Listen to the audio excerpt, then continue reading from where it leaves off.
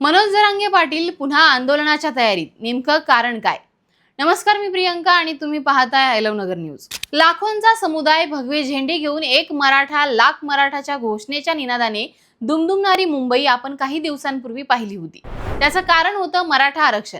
आता याच मराठा आरक्षणाच्या मुद्द्यावरून राज्यात पुन्हा एकदा संघर्षाची ठिणगी पडण्याची चिन्ह आहेत.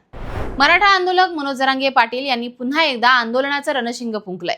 आज 16 मेला जालन्यातील अंतरवाली सराटी येथे पत्रकार परिषद घेऊन ते आंदोलनाची पुढील दिशा आणि तारीख ठरवणार आहेत. मात्र मनोज जरांगे पुन्हा हे आंदोलन का करत आहेत, त्याची कारणं आज आपण जाणून घेणार आहोत.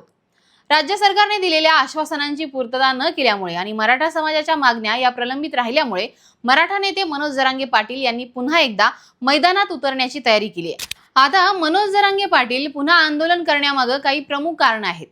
यातलं पहिलं कारण आहे सगळे सोयरे आणि गॅझेटची अंमलबजावणी झालेली नाही. सरकारने मराठा आणि कुणबी एकच मानून सगळे सोयऱ्यांना कुणबी प्रमाणपत्र देण्याचा शासन निर्णय काढण्यात आला होता. मात्र प्रत्यक्ष या निर्णयाची अंमलबजावणी न झाल्यामुळे मनोज जरांगे यांनी प्रशासनावर व नेत्यांवर संताप व्यक्त केलाय. तसेच मुंबईतील आंदोलनादरम्यान सरकारने सातारा संस्थांच्या गॅझेटचा GR एका महिन्यात काढण्याचं आश्वासन दिलं होतं. मात्र अनेक महिने उलटूनही त्यावर कोणताही ठोस निर्णय झालेला नाही. हैदराबाद गॅझेट बाबत सुद्धा केवळ घोषणा झाली, पण त्याची प्रत्यक्ष आणि कडक अंमलबजावणी अजूनही झालेली नाही, असा आरोप जरांगे यांनी केलाय. दुसरं कारण आहे कुणबी प्रमाणपत्र आणि व्हॅलिडिटी मिळण्यात येणाऱ्या अडचणी. ज्या मराठा बांधवांच्या कुणबी नोंदींचे पुरावे सापडले आहेत त्यांना प्रशासनाकडून जात वैधता प्रमाणपत्र म्हणजेच व्हॅलिडिटी सर्टिफिकेट मिळण्यात मोठ्या अडचणी येत आहेत.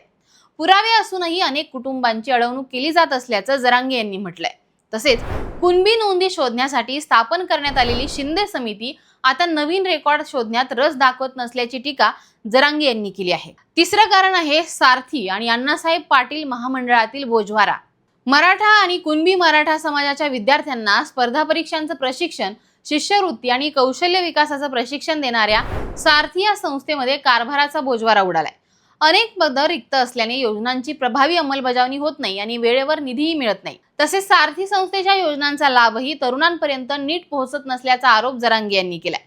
मराठा तरुणांना उद्योग उभारण्यासाठी बिनव्याजी किंवा व्याज परताव्यावर कर्ज देणाऱ्या अण्णासाहेब पाटील महामंडळाच्या योजनांवरही जरांगे यांनी आक्षेप घेतलाय. बँकेच्या जाचकटी, मंजुरी मिळण्यातील दिरंगाई आणि अनुदानासाठी लागणारा मोठा कालावधी यामुळे गरजू तरुणांना याचा लाभ घेताना अडचणी येत आहेत. तसेच महामंडळाच्या योजनेतील लाभार्थ्यांना कर्जाच्या व्याजाचा परतावा हा नियमित मिळत नसल्याच्या तक्रारी वाढल्या आहेत. चौथं कारण आहे आंदोलकांवरील गुन्हे मागं न घेणं. गेल्या काही महिन्यांमध्ये झालेल्या मराठा आंदोलनादरम्यान राज्यातील आंदोलक तरुणांवर दाखल झालेले गुन्हे हे मागे घेण्याचं आश्वासन सरकारने दिलं होतं. मात्र हे आश्वासन अजूनही केवळ कागदावरच राहिलेलं असून प्रत्यक्षात गुन्हे मागे घेण्यात आलेले नाहीत. हे एक कारण देखील मनोज जरांगे यांनी पुन्हा आंदोलन करण्याचं मानलं जात आहे. पाचवं कारण आहे शेतकऱ्यांचे प्रश्न. मराठा आरक्षणासोबतच राज्यातील कांदा उत्पादक शेतकरी अडचणीत आला असून त्यांना योग्य भाव मिळत नाहीये. समाजातील आर्थिक आणि सामाजिक स्तर हा खालावत चालल्याने सरकारला जागे करण्यासाठी हा एल्गार पुकारण्यात येत असल्याचं जरांगे पाटील यांनी सांगितलंय. या सगळ्या बाबींमुळे मनोज जरांगे पुन्हा मैदानात उतरणार आहेत. सरकारला कितीही मायेने सांगितलं तरी ते आपल्या डोळ्यातील अश्रू पुसणार नाही, अशा कडक शब्दात मनोज जरांगे पाटील यांनी फडणवीस सरकारवर टीका केली आहे. सरकारला मराठा समाजाची कामं होऊ द्यायची नाहीत. मराठ्यांची मुले आज कर्जबाजारी होत आहेत आणि या परिस्थितीला सर्वस्वी सरकारच जबाबदार आहे, असंही जरांगे यांनी म्हटलंय. त्यामुळे आता शांत बसून चालणार नाही.